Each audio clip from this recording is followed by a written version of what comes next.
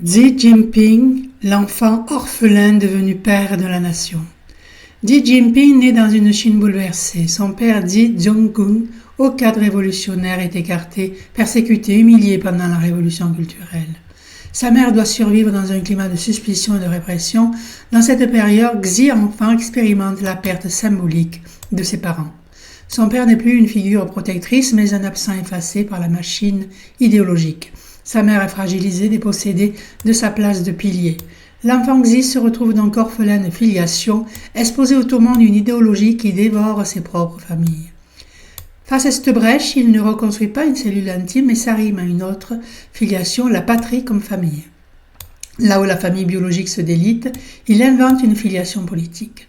Le parti devient le père, la nation devient la mère, et lui se positionne comme l'héritier naturel. C'est une logique défensive, la famille réelle est fragile, mortelle, exposée aux vicissitudes, mais la famille-nation, elle, se veut immortelle, figée, tenue par le ciment idéologique. Cliniquement, Xi se construit comme l'enfant endeuillé, fossilisé, qui refuse la perte et la remplace par un fantasme de filiation éternelle.